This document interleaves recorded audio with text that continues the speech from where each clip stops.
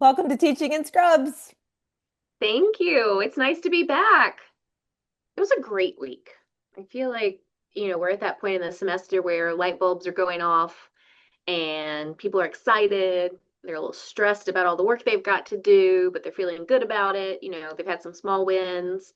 And then I'm thinking about our class that, is really starting to find out what nursing is and what being a nursing student is in the clinical setting. And I'm loving living vicariously through you because you were at clinical today. So Yeah. thanks for joining after a exhausting, busy day. This is where this starts to turn into a podcast because my eyes are a little red and I've been up since the pre-dawn hours. Um, Today was so fun. It was our first day actually in the hospital for our full clinical day. And it was exciting. It reminds you of why you wanted to do this job as a clinical educator and why you wanted to be a nurse, right? Like you're seeing these people who for the first time are in the hospital and they've kind of got these like bright eyes and we had a student go, I can go in the room without the nurse. Right? Yes, you can, right? Like the nurse is off doing their thing and we need to get vitals for our students and the students were like, should I go ask if I can go in there? They're like, no, you can just go in there and like, but the patient's sleeping and she said we should let them sleep. And it's been half an hour. I'm like, she's assuming someone's getting the vitals. So it's okay to go get vitals, like it was just all those things that we take for granted as we proceed along in nursing school that people start to know like we're doing like foundational stuff and it's so fun. And somebody walked by me at one point and she goes, this is so cool. I said it is so cool. Well, So and it's like, oh, it's such a reminder. We get so desensitized to mhm. how overwhelming those spaces are. And then like being a guest for the first time, a guest novice learner, right? Yeah, It is yeah. so all it's just puts you kind of off of your normal comfort zone, right? Right, right. And then So you think about some of the more experienced people, and I had another student who was on another unit today that I had just seen in passing and told them where I was going to be, and they came by and just wanted to debrief, right? They've been in school for a couple of years, and so um, it's just a reminder that what we do is so valuable and it's so important, and it takes a lot of energy and a lot of work, but it's so meaningful. I mean, we are training the next generation and that's it's something I don't take for granted because I enjoy it. So today was super fun. I will sleep well this evening, but it was a great time. So fantastic. yeah. Well, I think it is a great time to talk about managing a group, because Yes. we have talked so much about structure is your friend, Hmm. and it is essential that you have a game plan, right? And so then kind of once you've got a routine going and you have a plan, how do you continue to manage the group and keep them on track, and keep them progressing? And so I think it's always helpful to talk about how we make our clinical assignments. Yeah.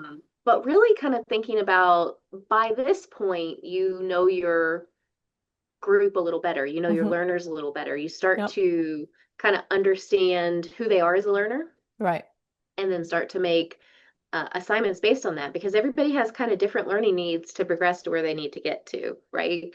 Right. Um, and so and there's this idea of, I don't know, you don't want to be the person in the group that never gets picked for the hard patient, right? And Right. sometimes having a framework or a plan of how you're going to um, make assignments in a fair and equitable way is so important, right? So also kind of talking to students, and I like to make my assignments and kind of go through them with everybody sometimes, depending on the situation, so that everybody kind of understands, what their role is for the day Hmm. and why those have been made. And then sometimes it's private conversations based on things students have written in Right. their, Right. post-work reflections, um, or have kind of told me to the side, right? Like Yeah.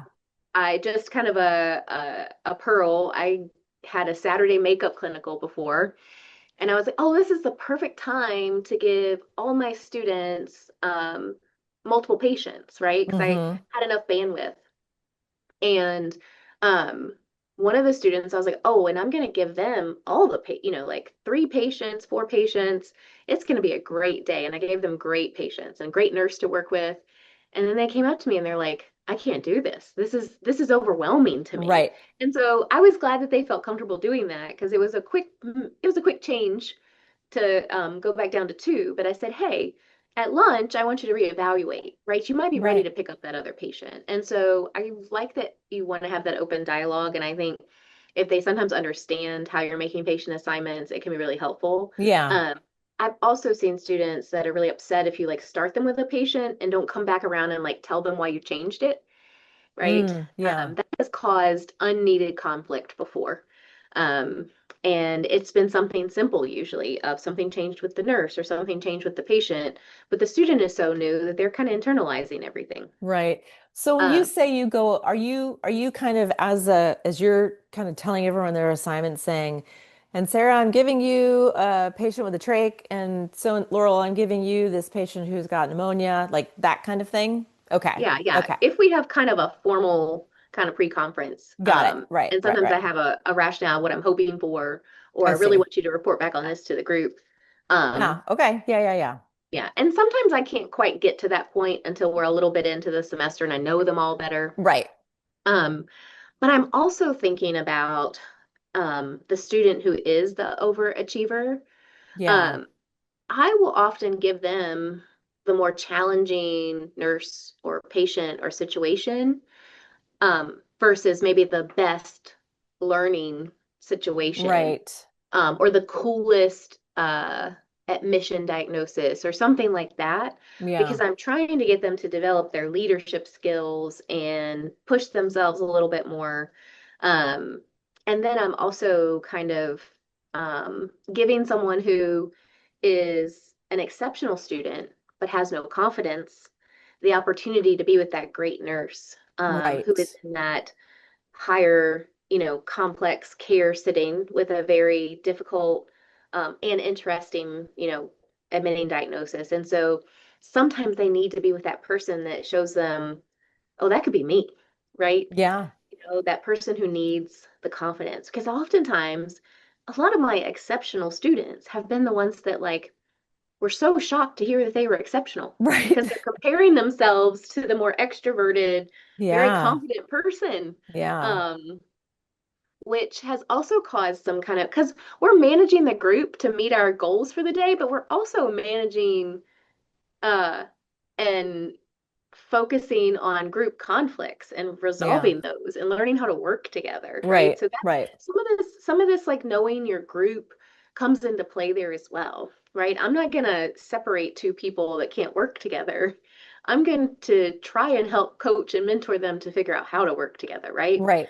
Right. um, if possible, right? If Yeah. it seems like there is hope there. Yeah. Um, and then I, that kind of leads me into the person who is overconfident and doesn't right. have like a strong foundation that in some ways has been strategic in their Yeah. learning, and doesn't have a strong foundation. And that's another time that I am very thoughtful about putting them with a patient that's going to challenge them because I'm hoping that they'll have a light bulb go off that like I've still got a lot to learn to be safe, right? Because they're not safe at the moment, but I have concerns that they could miss something because they're Right. overconfident. And what I do in that case is I want to give them something that is challenging, but I also want to give them something that is straightforward enough that they can tease out some of those details. So you could have somebody who's overconfident and go give them a challenging patient and they come back and they're like, I'm done. You're like, wait, you didn't do these things. And they're like, yeah, no, like they just missed it, right? So, so there's this balance of challenging patient, yet stuff that at your level of learning, you should be able to decipher the why, right? Like, so what were you looking for in your assessment and what do these lab findings mean? Not that it's so challenging that it just completely, they're kind of lost and they don't know that they're lost because their confidence has got them, right? Really high. Yeah. Yeah. Yeah. Um, I think one thing you said about patient assignments and giving like the stronger student I have had that happen before where I gave them a patient that was, I thought like, ooh, that's a really interesting patient. And it might be with, well, the nurse who might be a little more challenging to work with or who just isn't as experienced in teaching a student, but the patient's going to be cool and this will be interesting and had them come back and go, oh my gosh, that was really hard, right? Like, and that was a little bit over my head. And so sometimes, and it worked, but it doesn't always have the effect I want, right? It is them kind of going, oh gosh, that was scary, right? And I'm like, oh, well, I didn't mean for it to be scary, but Well, and I think that's why the nurse piece can be really important too. Is there someone that can coach them a different way, in a different way than is your style of coaching? yes. And I think that has come with also trying to get to know the nurses. Hmm. I'm always eavesdropping on how they're teaching others and how they're talking to their patients. Because sometimes, I want someone to be very direct. If you have a student that has a hard time pulling everything together, Hmm. right? I want someone to be really direct, but also willing to talk about how they take a lot of data points and task and um, other kind of pulls on their time together into a solid plan for the day. And so it's kind of almost an obstacle course of like, what does that student need at that given time to really help them, right? And then like that was scary and hard is that means that they're growing Yeah. and it takes them a while to process that. And I'm always curious of like what they say versus what they end up reflecting on when they've had time later, right? Yes. And And had time to really kind of think what they did. that's why those reflection journals are so important. So for any of you clinical faculty out there who say that's not important, it's very important, right? Like if Yeah. that they've had time to process. And I love reading those. And um, a day later, now what are you thinking as you dealt with that? Yeah, that's a really good Mhm. point. Yeah. And it's one of those things where making assignments, like sometimes you do it in a rush because you don't have a lot of patience, you don't have a lot of time, and you're just trying to make the best fit with like who can take a student for the day and the Right. census is low. Um, and so for those, like you just have to make the best connection that you can make so that we're meeting those basic course goals. Hmm. Right. But on the weeks where you have a great team around you and a lot of patients to choose from, it does help to be thoughtful about, well, this is a great week to push the group or to really work on some of their individual learning needs that they've expressed or that you hopefully have talked to them about. Yeah. I had a student one time that they would get their stuff done and they were really efficient, but they were really overconfident in their knowledge. And I was having a really hard time with getting them to implement that knowledge, apply that knowledge in a meaningful way that was at the level that I thought they should be at that point. Hmm. Uh, and so, okay, what do you do when you think your stuff is done? Like that's a great teaching and role modeling opportunity there. And then I can't spend my whole shift with that one student helping them. So that was a time where I would always try to put them with a more direct and straightforward nurse that like if there's no downtime.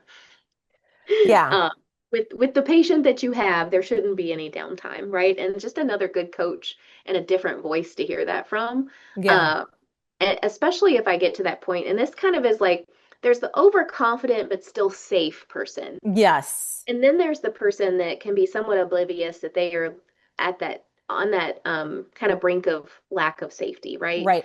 That's been another time when I've wanted to give someone another chance, not just hearing it from me and a different assessment of someone on the unit that I trust, to really kind of make sure I'm on the right track with what I'm seeing, but also Yeah. another person to give direct feedback, right? And we're Right. going to talk more about giving feedback, but sometimes you're also thinking about who here is really good at breaking it down to what's important to be safe in the clinical setting. Let's Yes. just hear it one more time from someone else in a immediately impactful way because you're doing you're doing the care. That's where it goes back to really having good relationships with your RNs on staff and knowing who can help kind of make those assessments, who is going to be a confidence builder, right? who's going to let somebody do stuff, who's going to, I mean, I have, I am really, really lucky that the RNs that I work with, I've been working with long enough that I know them pretty well that there's one of them that I can go, okay, here's what we're working on. You tell me what you see, right? Another person I'll go, the student is still really nervous and they're a really smart student. So often they'll come back to me and say, okay, yeah, we're great. I also feel like it helps the RNs. They realize like you're part of the education of this student, right? So Mhm. we are team members together, and this isn't just my show, but you were a big player in this, and so they can be really helpful with that, and using different words than I use, or connecting with a student in a way that maybe I'm not able to, is that's Yes. really helpful. Yeah, I really like that anticipatory guidance. Hmm. I think that that is so helpful to set up a safe learning environment for the student. And it also gives the nurse like a heads up of I don't have to teach them everything. Like their focus Hmm. today is this. And that Right. takes a lot of stress and pressure off of them because they're used to precepting and they do feel Yes. responsible for everything. And with this, it can be like, I just want them to go in and greet the patient and fill out the whiteboard and begin to do an assessment. And I can go in with them. Like you don't have to do all of those pieces. I think any of that anticipatory guidance can take some of the stress off of asking them to have a student for the day first thing in the morning and also like what to get you about like if you Yeah. start to this definitely come get me and then I think that goes into the struggling student. I think we both Hmm. have different ways that we've supported the struggling student in the past, and this could be struggling. I mean there's a couple of examples. You can have someone that works in healthcare in another role and is Hmm. struggling with the nursing student role, Yep. and that can look a lot of different ways. That can look disengaged, right? Or that can look overconfident, Yep. and but that's still a struggle. Like you don't see them building the nursing foundation that you need to see them building, right? And that's trying to set some, small goals and also putting them with someone that does the scope really good and is really articulate about it. Because otherwise they can kind of stay in their role that they normally do. That's 100% true. And I will call that out when I see it. I will say, listen, you're a great tech. And our job now is to move you into focusing on learning to be a nurse. So know that it's sometimes even harder for somebody with tech experience to, because things get stressful, you're going to go to your comfort zone, and your comfort zone is being a really good tech, right? So it's okay to step back from that and do something that's harder, but recognize that that's what's happening here. And sometimes that will help them go, oh, yeah, that's what's Yeah, going on. Okay. Like, I'm not, why isn't everybody else getting it? I'm a really good tech. Well, we got to switch gears here. So right. that's Yeah, a because sometimes challenge. they don't realize it. No, yeah. So sometimes that's struggling, right? Is being able to like switch that gear into RN mode. Um, what about struggling to put kind of what about other struggling students when you talk about Yeah. different examples? It can be someone who doesn't feel confident in their patho and Yeah. pharmacology knowledge. And so sometimes they need a little bit more structure and a little bit more practice of, what should I look up? What are the key things that I need to be able to tell you about when we get together and talk? Because sometimes they feel really put on the spot Yeah. and they don't feel confident in their knowledge. And so they really struggle because they're like trying to answer the way you want them to. So I Right. find sometimes for them, like having a clear understanding and, again, that ends up being more of they're struggling because they feel behind or they're comparing themselves to others Hmm. and they have kind of shut down a little bit. And so I mean, those students are you just got to meet them where they are and Right. get them, on the right track and feeling more confident. The struggling student who is not making any progress, despite kind of early intervention, right? I noticed this. I would like to see you do this. Here's some resources to be able to pull that information together better. Or, we have open lab 3 days a week. I'd really like for you to go and practice, or if you have Yeah. any other resources to practice that before you come next week, and you're not seeing that they've done those things. That becomes conversation. And I think, we're going to talk more about feedback and giving that feedback, but that's one of those where you have to be really clear in the expectations and reinforcing the expectations because you've got to kind of figure out, is this something that the student is struggling with how to catch up with? Do they realize they're struggling? Are they hearing you? Are they not really taking the feedback for what it is? And so sometimes that's Yeah. a point when getting your team at the school, right? Yep. You're the clinical faculty who's kind of in between places. You're not at the school all the time. You're not at the hospital all the time or in that role all the time. It's not something that you're going to be able to fix on your own. Right. Right. All Right. you can So do is kind of resources. support, facilitate, but it's one of those where you need to ask for help early. Yeah. If someone is not making progress, they need more than just that, 1 or 2 days a week with you. Yep. Yep. Um, I was just going to say on the struggling student that is trying to say what you want, they think you want to hear.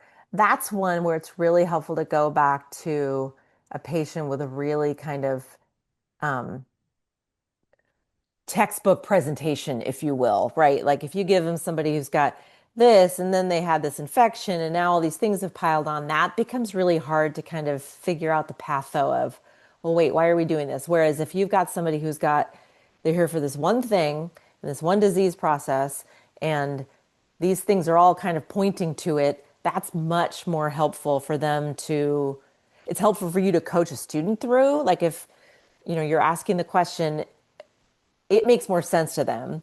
And then the other piece of that is giving them the the space to know like it's okay if you don't say the words that you think I want to hear. Just process it, right? Or if you write it down and that's your way to process it, do that. But giving them the space to know like you don't have to have I'm not going to hold you accountable for using the right words. I just want you and your brain to be able to understand this. And when I've had those situations, that's when students go, oh, wow, I never realized that about pneumonia. Or, I didn't put that together that that's why you would want a patient to ambulate, right? And that's when you start to see that that student put the puzzle pieces together, right? And I think Mhm. with the struggling student who is just kind of having some challenges, what is helpful, I think, is to have some really specific like go to the skills lab, but also, and during the clinical day, let's have this done by 10 a.m. and then come back and check in with me and tell me Mhm. what your plan is. Because sometimes the day can get going and you're like, oh gosh, it's the end of the day already. And we didn't really get to check in. So if you make them accountable to go, come find me, tell me you've done these things, and then let's figure out what the next priorities are. That helps them to just get down to like foundational planning a day and what am I supposed to do, right? Right. Yeah. And that structure is really important. And that's one of those things you can kind of have templated out or often ask someone else who's had a similar experience and they can share those templates with you. Yes. Sometimes the student just needs a checklist and then some checkpoints. And then I love that you're having them drive it because that does help them kind of take more ownership and responsibility for their learning. Right, right. If you didn't come find me and you didn't figure out how to have a rock solid day, then that's on you, right? Right. Like we've got to have some responsibility for our learning. Um, I want to talk about what to do when you don't know what to do as a Yes. student, right? And I think this phrase of mine was born out of one day early when I was teaching, and I came home and I was like, how do people not know what to do? There's always something to do, right? And so I literally made a list called What to Do When You Don't Know What to Do. And I only allowed it to be one page long because I didn't want people to have multiple pages. And it's just a list of, and I keep a list of things to do. And I keep it in a little plastic sleeve. Yep. There it is. And I keep it kind of up where I kind of hang out on the unit. And it starts with check on your patient, but then it goes through like, let's check, have you rounded? Do they need to go to the bathroom? Like, have you seen them? Right. Which we would all think that would be obvious, but sometimes you're like, oh, no, I haven't checked on my patient for a while. Okay, let's do that. Right. Right. And so going through fundamentals and then getting to It's staying within the patient. Do they want to brush their teeth? Do they want to get up to the chair? Do they need a bath? Kind of hygiene things. And then getting bigger picture and going, okay, what other things does your RN need? What could you help with there? And the importance of saying, what can I help you with? Versus, is there anything, do you need my help? Well, no, they're getting along doing just great on the unit when you're not there. They actually don't need your help. So what we need to do is have them give us some help, bring us in, right? So, and then it gets even more macro. Okay, we could check in with charge. Go go around and replace the gloves in all the rooms on the unit. On a really busy day, the unit is like, thank you so much for putting medium-sized gloves in our patients' rooms, right? So it's just gotta, so I think that the best thing to do as a clinical faculty is think about for your place, what are like foundational things that need to be done that a student that should might be obvious to some, but not to others. And then that's kind of your driver list, right? Um, lots of times people will mentally go skip over and go, "Oh, I don't feel like giving the bath right now." Okay, well, actually, that's a really good thing to do right now. Yes, yes. But Well, and realizing that that can't happen organically for everyone. Not everyone knows what to do. They're still dealing with the yes, fact that this is an environment I'm not comfortable in, right? And right, let alone trying to think high level of what does my patient need next, right? That's what right. they're there to learn. And so I love that because you can't be in 8 places, 10 places at once. But having something centrally located of like, oh, well, Laurel's in with another student, but ooh, I should look at my active orders and see if there's any new orders and see Yeah, if you know, if there's anything that the nurse can, I can do with the nurse, right, right? right. Yeah. And Yeah. that's things that they're not even that familiar with the active orders list yet. No, yeah, because Yeah. in our EHR, it's this little tiny thing you can click on that opens up this really big important part of the EHR. But talk about you've got some best practices from some of our colleagues that you have shared. So will you talk about Oh, that? yes. Yes. Shout out to Doctors Kathleen Ray, Kim Elgin. This is going way back to when I went to one of their workshops on coaching nurses how to teach nursing students and new grads. And they had this really great set of cards that were interruption scenarios. And so it was again one of those things that was born of, look, I'm going to channel my frustration into something to help students. And so, like, repeatedly asking someone to, find something to do when they don't know what to do and still not seeing any changes in that. And so, third or fourth time walking past to go help another student, having one of those cards to pull from your pocket and say, I'd like you to present on this in post conference, right? And there are a lot of Talk different about like interesting ones. Yeah. Yes. And they're like, oh, okay. Right now I've given you something that you've got to deliver on. And so this is a great concept. So they came up with, teach everybody else about what to do in a tornado drill or another type of, emergency situation. What if someone falls? What does that look like? Talk to the charge nurse about it, report out to us so that we all know. And other topics that were of interest to students is really where it came from. And then the one that I really loved was uh, patient elopement. So, what do you do if your patient disappears? And that is one they've never thought about, right? yeah, But it happens. It happens because sometimes patients don't want to be there anymore, or they want to take a walk and they don't tell anybody. right. Gotta go And out for a that's totally cigarette, and they're appropriate. not supposed to have a cigarette, so I'm just gonna go do it. Right, right. And so that can be extremely distressing for a nurse, the whole team, and definitely a student. And so it's one that they get really into. Like I That's feel like I fun. don't see them sitting at the desk again after that because Right. they are So gone into it. they've got a list of note cards basically in their pocket that have these scenarios. And so if Hmm. you've got somebody who you've said, hey, let's go get busy, and they're not, or maybe they're done with their Yeah. stuff, right? Then they're going to give them a card and say, can you present on this in post conference? Love Yeah. it. And Um, always it has like nice driving prompts of this is a good way to learn about other people on the team. So like you should talk to this person. I want to hear that you've talked to the charge nurse oh, about patient wow. elopement. Yeah. Nice, nice. Um, Clinical faculty colleague Jackie Muerer. I always say Jackie. Sorry, Jackie, I said your name wrong. She's got like a grab bag that you unzip and just pull out something, and that's something you got to go do it, and you got to do it. And it might be replace all the gloves, it might be go give a patient a bath, go like helpful things, but um, it's really it's the same concept, just Yeah. kind of. And it's really brilliant because sometimes your nonverbals can come off as like, Hmm. and instead it's like, okay, I love that. Grab the grab bag. And she's got it in like a special spot on um that where I know what it is too, so I can go grab the grab bag.